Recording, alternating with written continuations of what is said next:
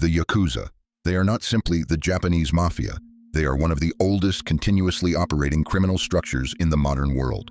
Older than many corporations, older than most governments in their current form, and for decades, they operated in plain sight. Not hidden in shadows, but inside registered offices, with headquarters buildings, official phone numbers, business cards. How does a criminal organization survive for centuries? How does it adapt through feudal Japan, imperial expansion, world war, economic collapse, and digital modernization? To understand the Yakuza, we have to go back to a Japan that no longer exists. During the Edo period from 1603 to 1868, Japanese society was rigidly hierarchical. Samurai ruled, farmers worked the land, artisans created goods, merchants traded them, and beneath that system existed the outcasts, the burakumin, communities assigned to unclean professions, butchers, leather workers, executioners, people socially excluded, forced to live separately, denied upward mobility. When a society pushes people to the margins, two outcomes are common: submission or parallel power. In these margins emerged two groups that laid the foundation of what would become the Yakuza, the Tekiya and the Bakuto. The Tekiya were itinerant peddlers. They sold goods at religious festivals and public markets. Many were known for selling low-quality or counterfeit products, but they did something more important. They organized territory. They controlled vendor placement. They offered protection services. The Bakuto were gamblers. They operated illegal gambling houses, often in remote villages or construction zones. Gambling created debt. Debt created leverage. And leverage creates authority. Interestingly, many early Bakuto were tolerated by local authorities because gambling kept laborers distracted and manageable. Organized vice, in some cases, was easier to control than spontaneous unrest. That is a pattern we will see again. The word Yakuza itself comes from a losing hand in a traditional card game. Yakuza, 8, 9, 3. A hand that equals 20, worthless. It symbolized being socially useless, disposable, without value. And yet those worthless groups built one of the most enduring criminal systems in history. As Japan transitioned into the Meiji Restoration in the late 1800s, modernization accelerated. Feudal systems collapsed. Samurai lost status. Rapid industrialization created new forms of instability. Urban centers grew. Economic inequality widened. Political violence increased. The early Yakuza groups expanded during this transition. They became involved in labor disputes, dock work, construction, political intimidation. And by the early 20th century, the Yakuza had already begun aligning themselves with nationalist movements. Some Yakuza groups supported ultra-nationalist factions. They disrupted political rivals. They influenced elections.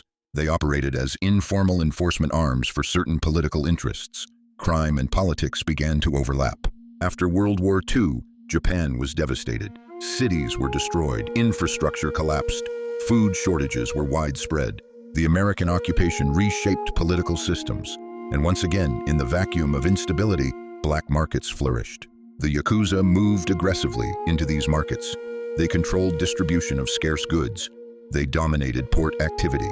They organized protection networks for small businesses. Groups like the Yamaguchi-gumi expanded rapidly during this period.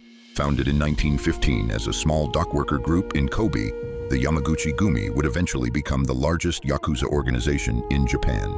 At its height in the 1960s through the 1980s, total Yakuza membership across Japan exceeded 180,000 individuals. That is not a street gang. That is a parallel society. The structure of a major Yakuza syndicate resembles a corporate hierarchy. At the top is the Kumicho, the supreme boss. Below him is the Wakagashira, the second in command. Then the Shategashira, supervising lower ranks. Each level controls subordinate groups, creating a layered pyramid. Each subordinate group pays tribute upward. Money flows up. Protection flows down. Initiation into the Yakuza is ritualized.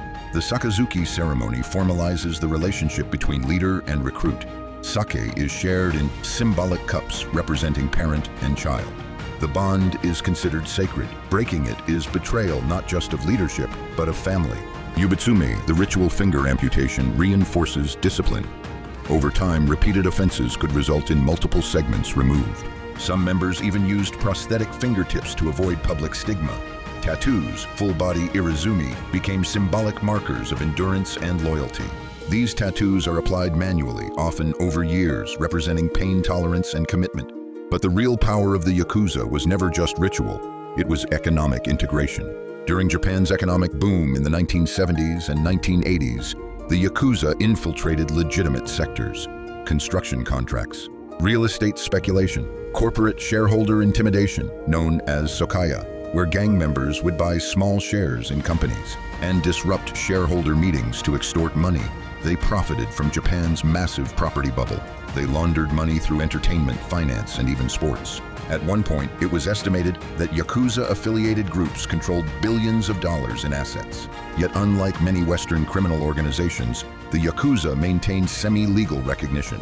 They were categorized as designated Boryokuden, violent groups, but not outright banned. Why? Because Japanese authorities historically preferred regulation over total prohibition. Containment rather than eradication. A visible criminal group can be monitored. An invisible one is harder to track. But in the early 1990s, everything shifted. Japan's asset bubble collapsed. The economy entered what became known as the lost decade. Public frustration grew, and anti-organized crime legislation intensified. The anti-Boryokuden law of 1992 restricted Yakuza activity severely. Banks were forbidden from providing services. Companies faced penalties for associating with Yakuza members. Insurance companies denied coverage. Real estate transactions were blocked. Social pressure mounted. Membership declined steadily, from nearly 180,000 members in the 1960s and 70s to fewer than 25,000 in recent years. But again, decline does not mean disappearance. Modern Yakuza groups have diversified into cybercrime, online fraud, stock manipulation, international partnerships, human trafficking networks, and financial schemes that cross borders. Less public violence, more financial sophistication. Because public violence invites crackdown, financial crime hides in spreadsheets. Today, Yakuza members are banned from opening bank accounts under their own names. Some cannot legally rent apartments. Corporate compliance departments screen for association, but parallel networks still exist. The Yakuza survived feudal collapse, industrialization, world war, economic boom, economic crash, and legislative attack. That survival tells us something important. The Yakuza is not simply a gang, it is a system built on loyalty, structured dependency, territorial management, economic infiltration, and strategic adaptation. It began with society's outcasts. It grew in times of instability. It institutionalized itself during Reconstruction. And it learned that the key to longevity is evolution. The Yakuza's history reveals something deeper about organized power. Wherever institutions leave gaps, parallel systems form. Wherever economic disruption creates chaos, structured crime steps in.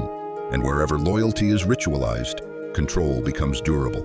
The question is no longer whether the Yakuza still exists. The question is where it has shifted. Because history has proven one thing repeatedly. When a structure survives for centuries, it does not disappear. It transforms.